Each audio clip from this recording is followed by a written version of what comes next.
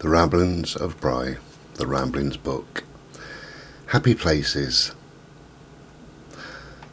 I am often confronted with scenes and images of what are supposed to be places where we feel the happiest.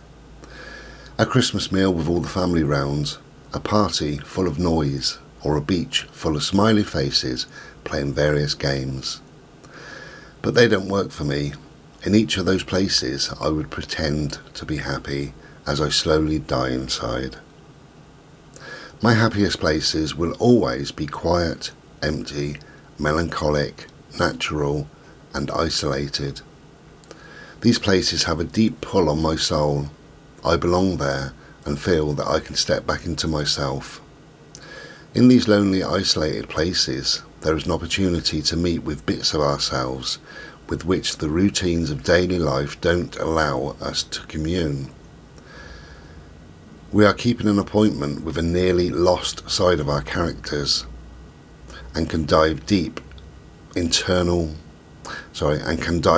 into deep internal conversations that are recovering a sense of who we are as we slowly and gently mull over memories, ideas, thoughts and plans without any pressure to be happy. For me, having bleakness all around is a relief from the false comforts of home. I don't have to pretend any longer. The fellow outsiders we encounter in these lonely places seem closer to offering us the true community we crave than the friends we should supposedly rely on. In their lived-in faces and sparkling eyes, we recognise ourselves. They seem like our true brothers and sisters, also unable to function for too long in the ordinary world.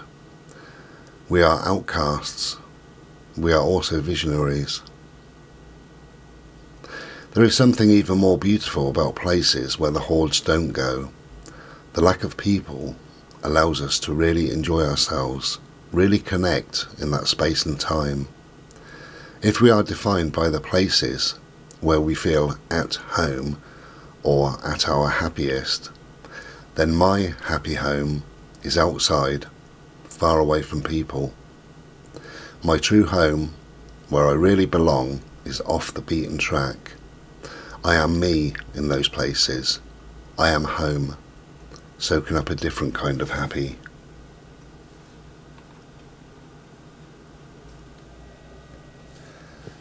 This too shall pass. I manage and deal with mental health issues on a daily basis. This is what I have to tell myself all the time, and the things that I need to believe. You matter. You are worthy. No matter where you are in life, and no matter how low you have sunk, this is not the end. This is just more of your story. Mental health is part of me, but will never be the whole of me. Some days may be hard, and some days I find myself hanging in there. I will stay for a little while.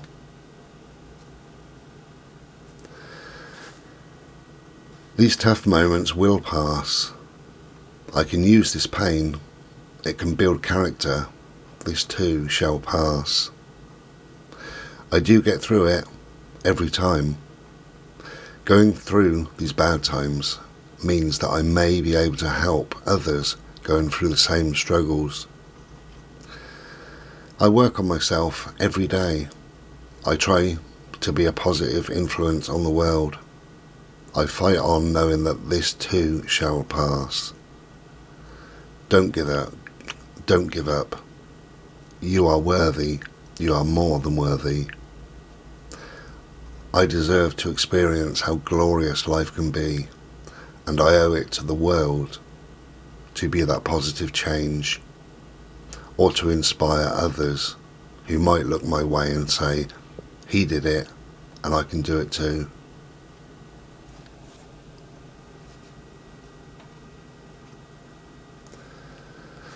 Unplug yourself.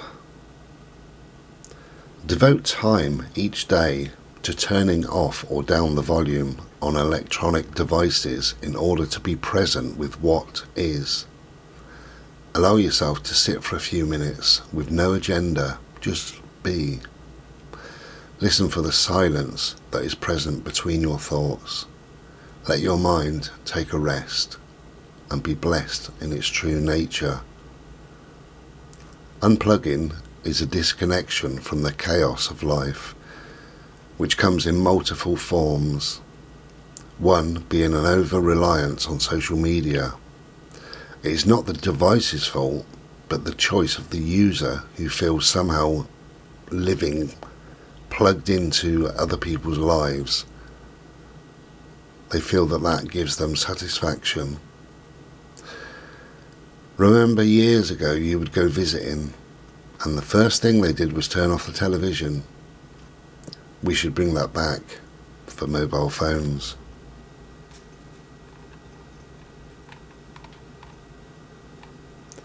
I'm just flicking through the book now. And I'm having a swig of my Slurpee, and the next little bit we'll do is called Being Alone.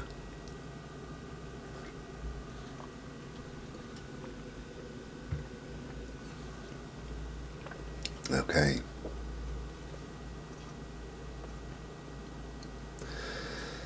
Being alone.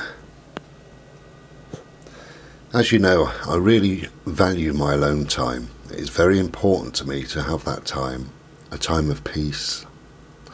Although I would consider myself as quite reclusive and a lone wolf, I do like people, especially my friends, but I tend to find other people quite draining.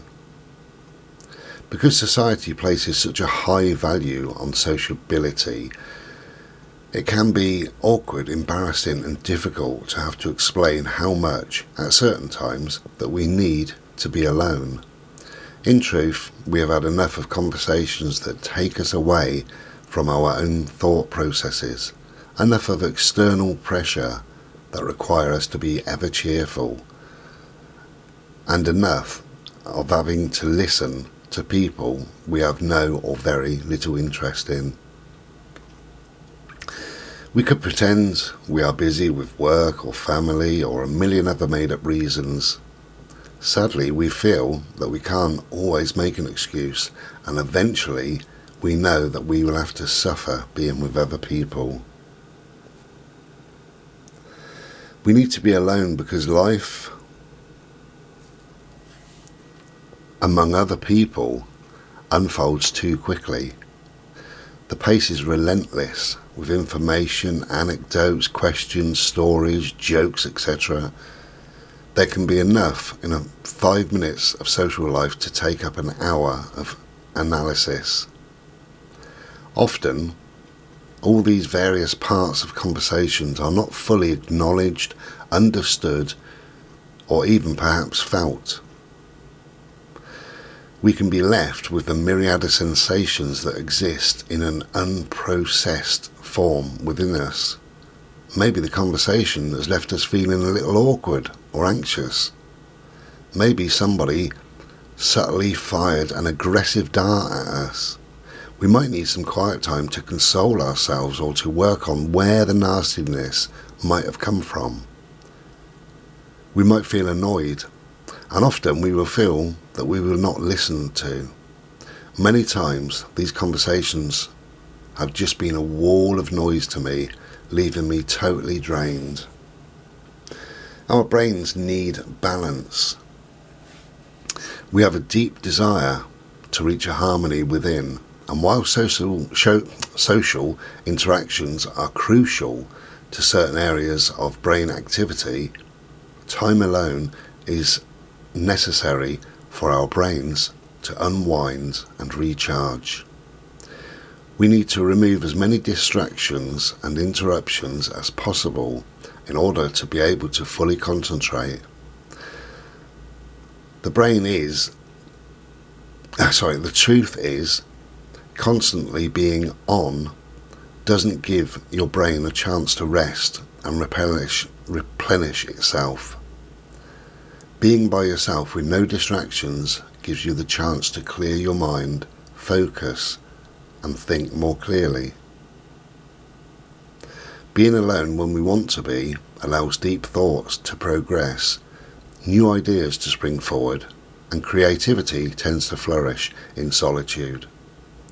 However, forced isolation can be the perfect breeding ground for negative self-critical thoughts. Once we know ourselves on a deep level, we should be able to distinguish between being alone and being lonely. There is a huge difference between the two. Once we know and understand that, being alone should be nothing to worry about.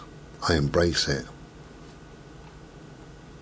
It is important to distinguish between positive alone time, where we are being productive, creative, and introspective, versus negative alone time, where we are being self-critical or feeling lonely. If you find yourself constantly around others and feeling drained, make sure to schedule some healthy alone time. If you find yourself predominantly alone or are feeling lonely, look for ways to meet up. Work on yourself so that you are friendly and open. There is a big difference between feeling lonely and enjoying solitude. Solitude should be taken advantage of. It is how we get in touch with our inner self. It is a place or space to meditate and to quieten the mind.